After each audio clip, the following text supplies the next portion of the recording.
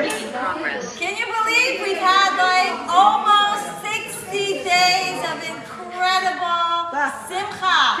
Oh my goodness. And each day we're told to increase and increase and increase with strength. Adar is Adir.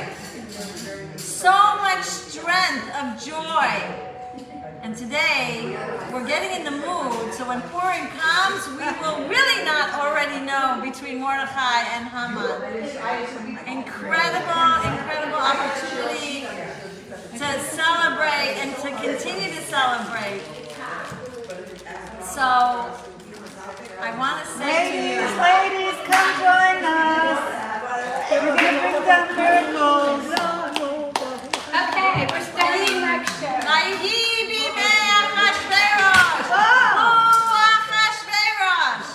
There's so much to learn in this Megillah, it's like mind-blowing. And in the Megillah, each character,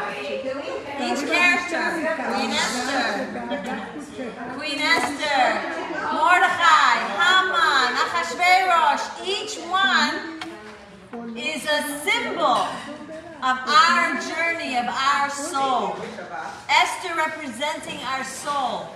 Mordechai representing the Torah.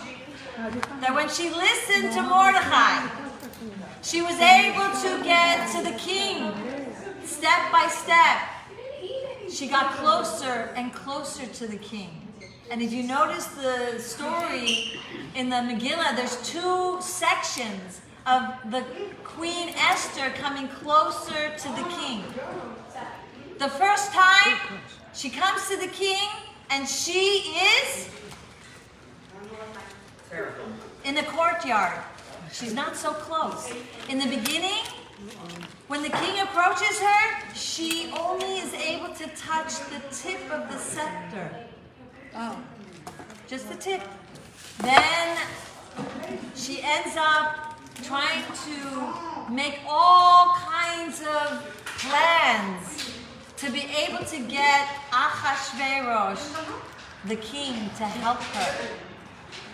So too, our journey of our soul, we're trying this and that, and this spiritual practice, and that spiritual mitzvah, and that other amazing mitzvah to be able to come closer and closer. But if you notice, in the second scene, Queen Esther falls to the ground, representing that humbleness, that ability to really almost erase herself, to in her quest, in her yearning, in her longing to want to get closer to Hashem, the King of all kings. And when she gets to that state of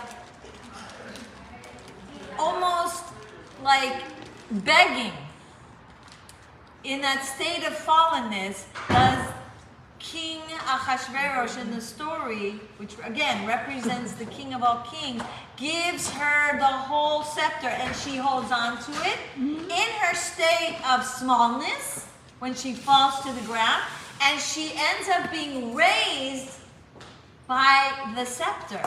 And I don't know if you ever noticed that there was a difference in the first scene in the Megillah when she first sees the king, and the second scene.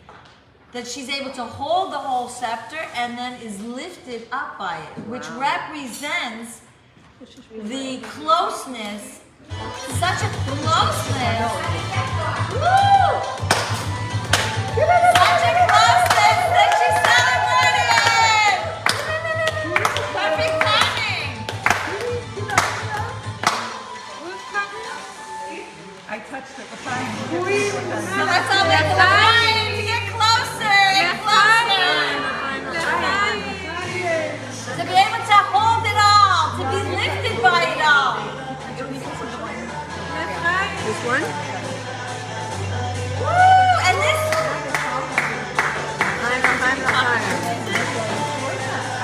Where's Lexi?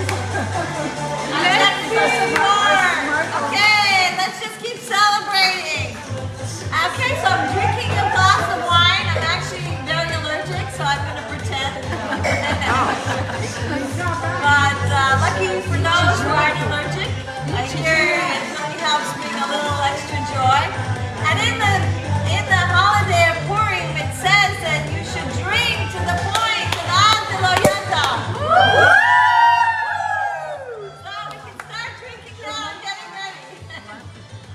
Do you need to come? We're getting ready for Mashiach.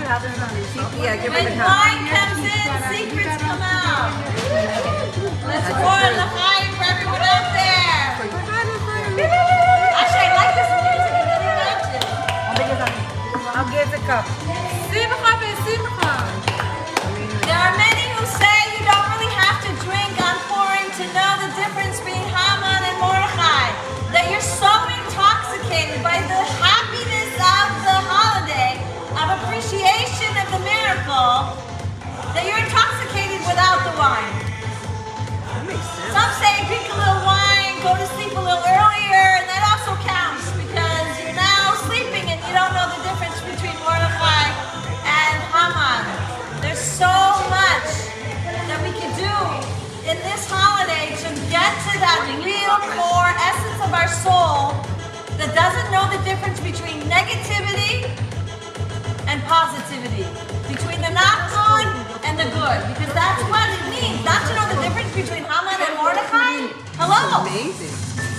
It's seeing an event and saying this is the same as something really good. Being able to train your brain to say, I don't know the difference between this thing and that thing, because everything is from Hashem. Everything is one with Hashem. Yes, we want you to come. So, if you notice, Purim and Hanukkah have a lot in common. Maybe we should just dance and continue talking later. Thank you, Hashem.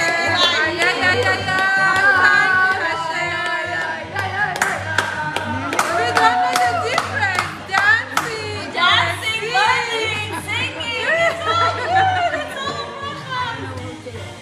So like when you notice the dreidel and all the letters get like blurred and you don't see the difference between Gimel, Nes, Gadol, Haya, Pa. I don't care if I'm not in Israel, it's here that I'm going to see the miracle. Let's take all the dreidels and erase the Sham. Here we're going to have miracles. Here. Everywhere. Every time. That's why nobody knows the exact location of Har Sinai, Yes. because Hashem could reveal to us Yes. anywhere in the world. So too, when we don't know the difference between Mordechai and Haman, we're also not, it's blurry. It's like we're not making distinctions. Everything is from Hashem.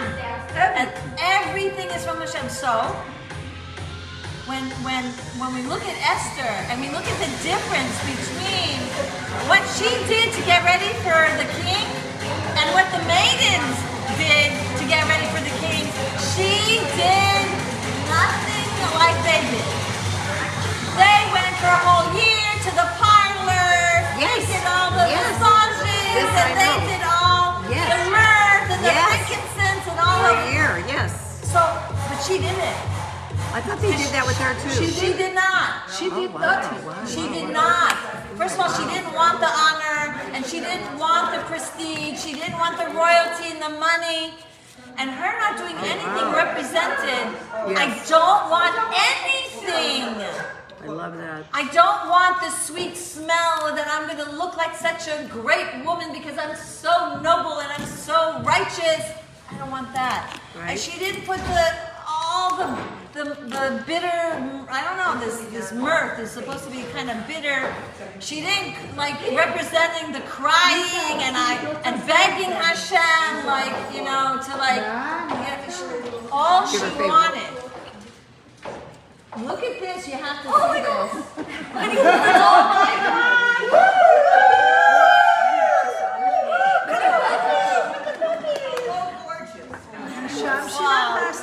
So all she wanted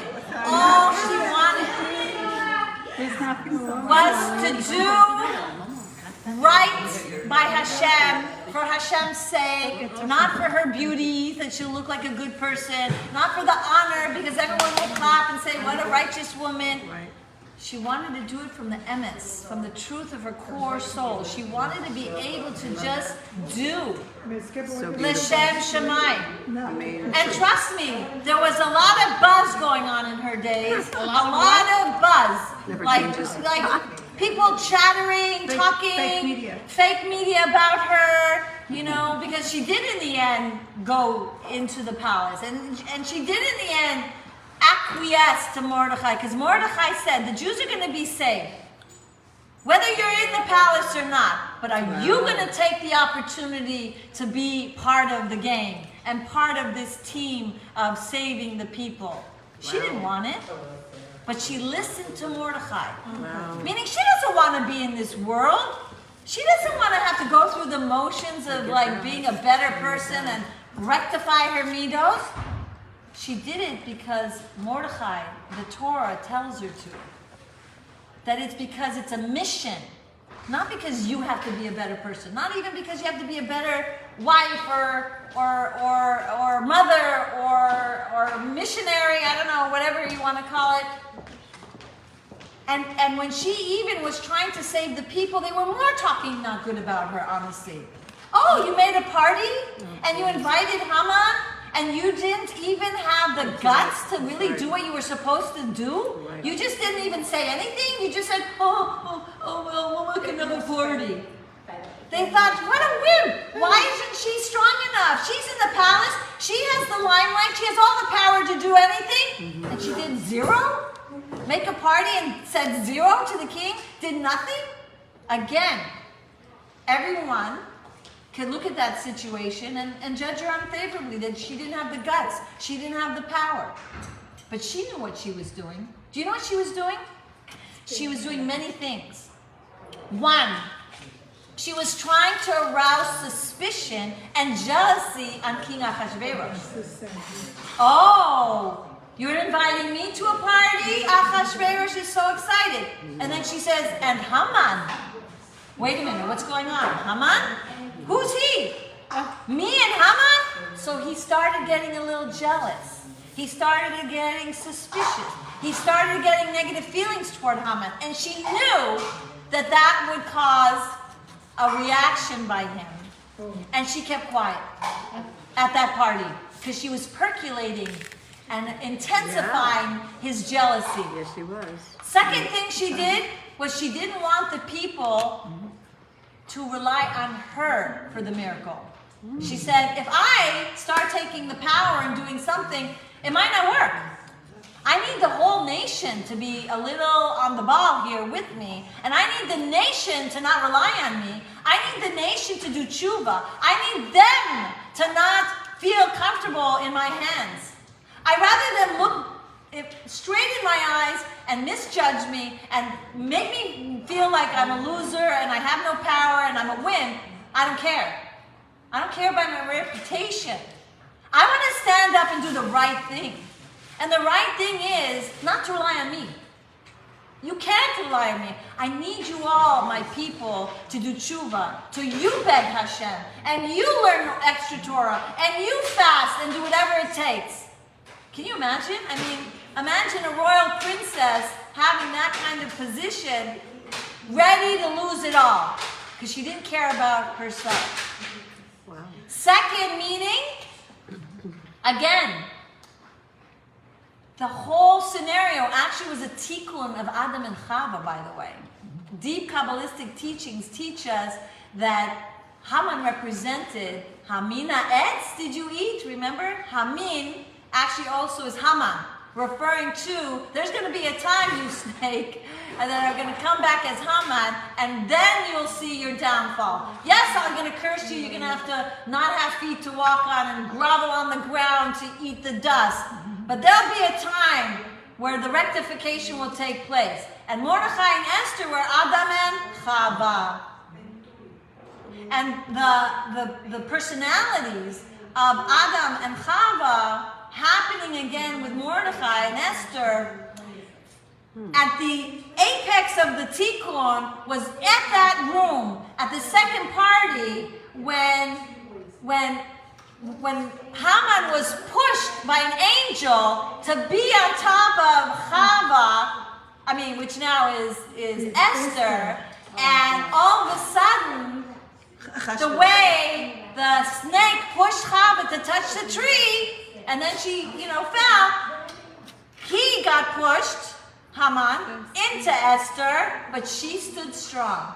She didn't give in to the pressures of the politicians, of the Hamans of the world. She knew her mission, and she did what she had to do, even at the face of all kinds of judgments. Doesn't stop there. Guess what, my dear Neshamas here? Because this is a message for every one of us Queen Esther's here and there.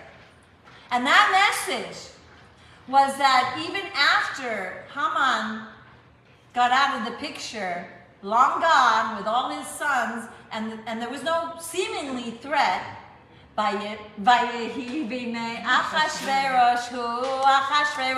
Rebbe teaches us, if you look in the Megillah, doesn't say that all the people favored Mordechai and Esther.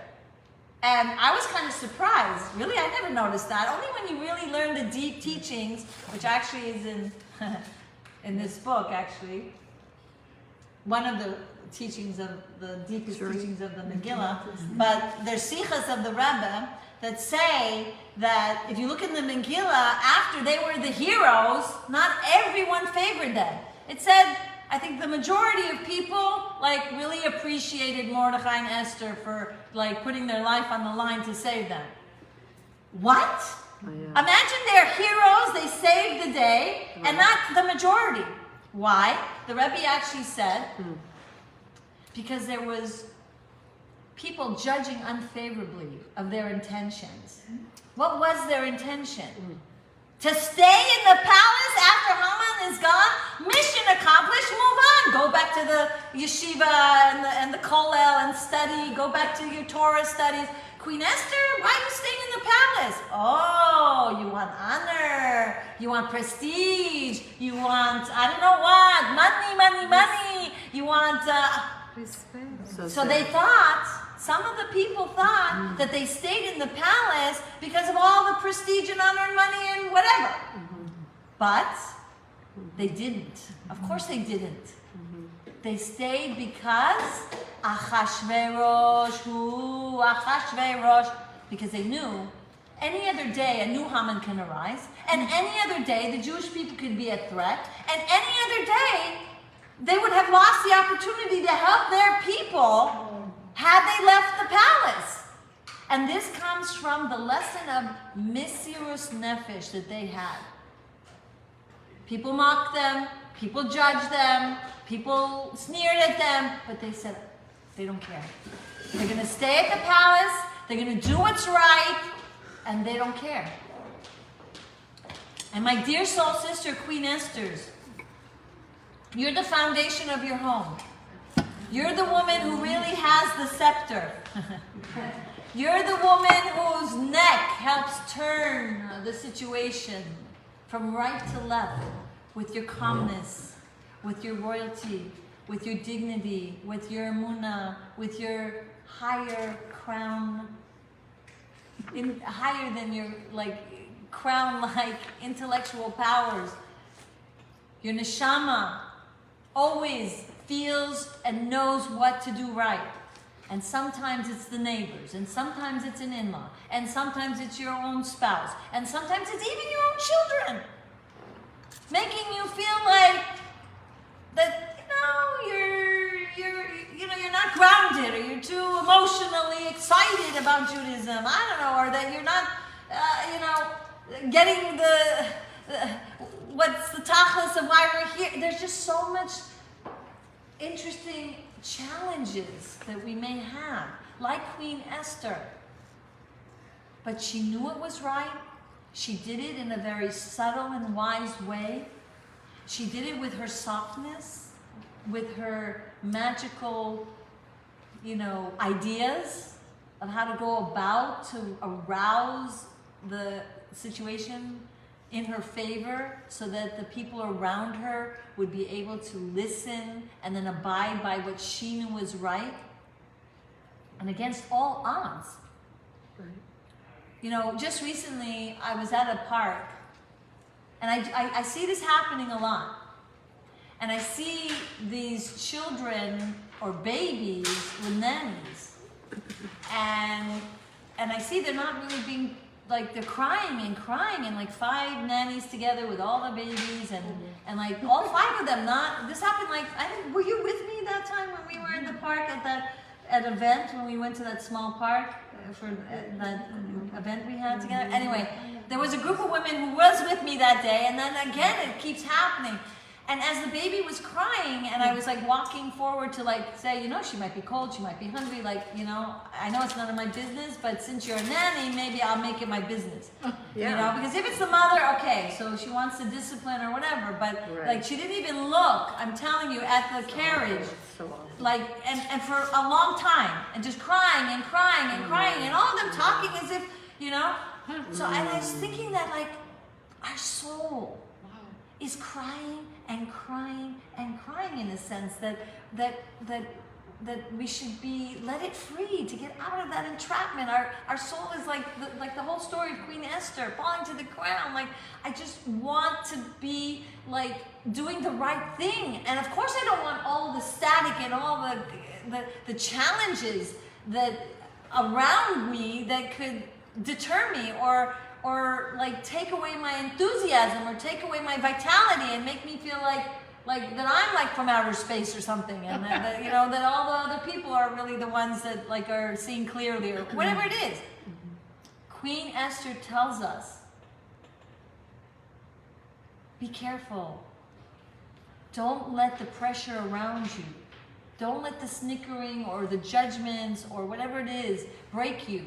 You know what's right. So many places in Sichas of the Rebbe that say, like, we women, if we're not going to really pray and learn and be a light, because that's what it takes to make yourself a light. Because otherwise, it's very easy for everything around you, you know, to be, you know, so heavy on you that, like, you can deflate. And, like, all the air of your life's vitality can just be snatched away. Because we have what it takes to bring the warmth of Yiddishkeit, the warmth of bonding and loving and patience and tolerance and compassion and so many beautiful emotional traits that we have. But if we allow all the people and what they're judging us or not judging, all this other stuff, then we become slow. We become not enthusiastic. And I have to say that this scepter, the Alter Rebbe actually says that the scepter that is gold represents the shining gold-like luster of love.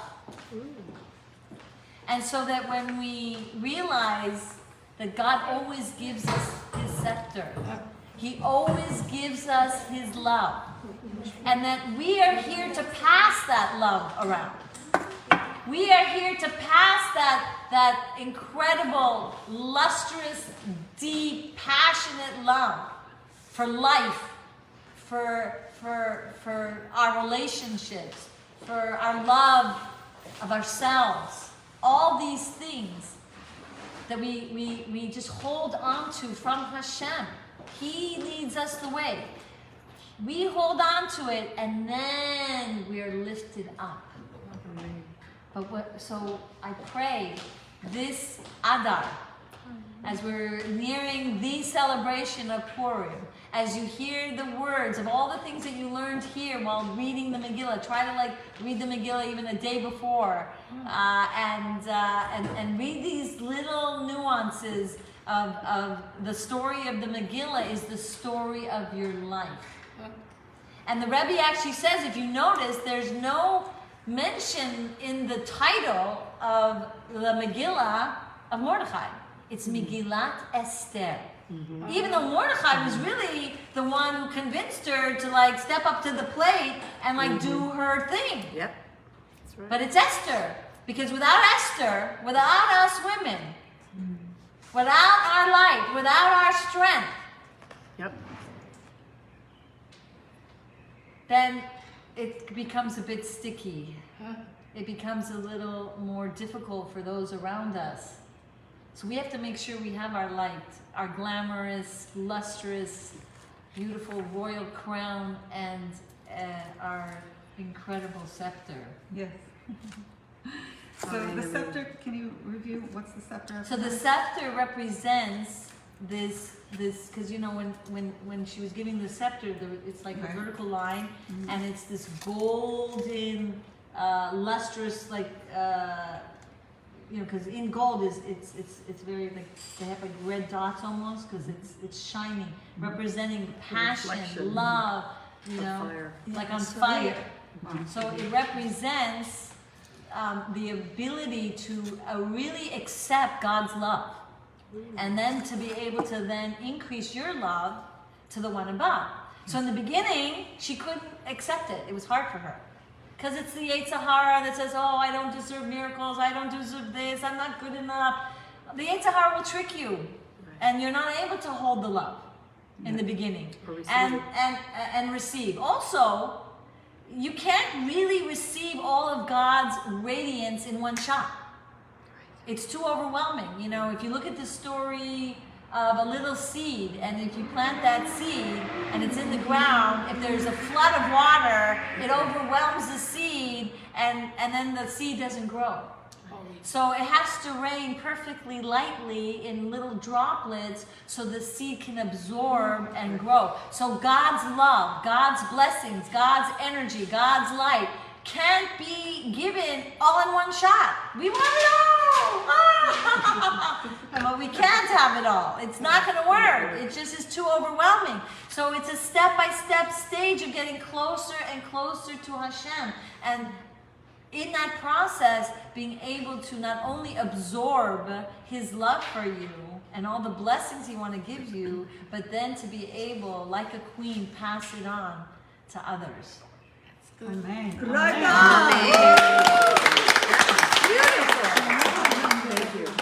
Thank you all for coming. Thank you, Jill, for the posting. Yes. Amazing job. Thank you. Christina's still here for helping set up. And making. I really want to do a lot of dancing, but I want to hear you too before people may have to go. I have something from there about the topic was to bring down miracles. Yes. This is an incredible detail there, and I'm sorry I spilled wine on you. And how to bring down miracles. The Rebbe gives us a secret right in this book. We're getting a miracle receiving. Var Malchut from the Rebbe, in the year 57-51, right before, like not too long before his stroke, Tafshin and Aleph, the Rebbe said how we can bring down miracles. Okay. Now there's different kinds of miracles, but different types.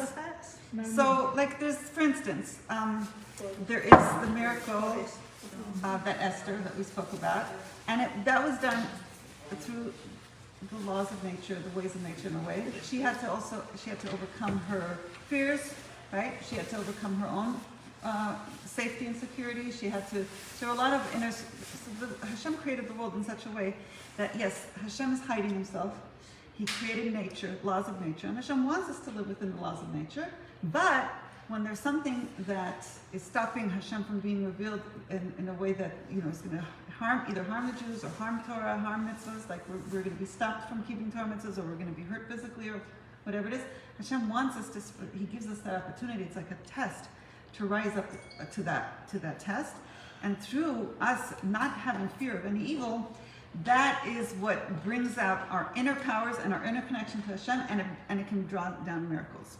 So it had to be by the Jews overcoming their fears, connecting to Hashem at the time when they were about to be annihilated, asking Hashem for help. They fasted for 3 days. They said charity. They said psukim. It says they write the Ach Tzadikim Yodedu Shmecha Yesh Hashem Konecha. The Rebbe said in our times also when there's a hardship, and there were times when there were hardships in the lifetime. In the past few decades, and when there was hardships, they said different things to do. One of the things he said to do is the special psukim that would say, at the end of davening, he said tzedakah for sure, always tzedakah. By Entebbe, I don't remember, I was too young, but but there was a letter that the Rebbe wrote afterwards that everybody should check their mezuzahs. That was something to bring merit and protection. Then the Yom Kippur War, the Rebbe came out with Mivtza Tefillin. All the soldiers should put on tefillin. Everybody should put on tefillin to be protected, because psukim, the tefillin protects. In later times, the Rebbe said to write a Sefer Torah that will include everybody. Everybody can buy a letter in the Sefer Torah. So throughout the decades, the Rebbe brought different things to start doing, and those things never stop. They keep going. So every time there's a tzara or something, a threat of Jews being in peril, like we have nowadays also, all these things come to the fore. Writing a letter in the Sefer Torah, checking the mezuzahs, putting tefillin on people who are, are not doing it yet, lighting the Shabbos candle. All these, the mitzvahs that they were brought out to bring us extra special spiritual help and miracles, that comes to the fore now. And the Rebbe says an amazing thing in this 5751, which is right before, like a year and a half, exactly a year before the Rebbe's stroke. Because the Rebbe's stroke was in Adar, the end of Adar, right after Purim. So it's kind of like these Torahs are like very, very essential and very higher consciousness in a way, much greater revelations than were ever in all the years and decades of the Rebbe's teachings before. Great revelations. And one of the things he says over here, and I can read it to you inside of him, is that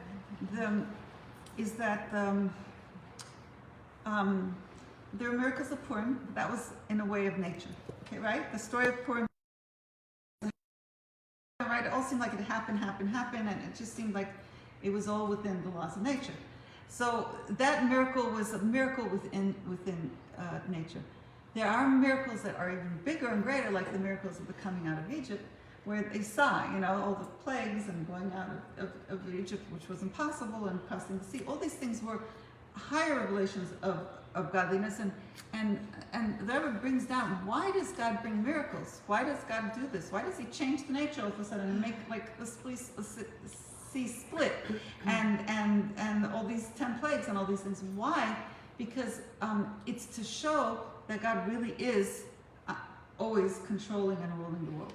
Now, we can come to this consciousness, we can bring this levels of miracles by coming to this consciousness of that God is ruling and the world. And when we focus on godliness and Hashem, that He's really the ruler of the world, and we don't let anything stop us from seeing God in everything here and now, instead of getting angry and upset and worried and frustrated and give up hope and give up on Hashem and think that Hashem is not here and how can Hashem do this?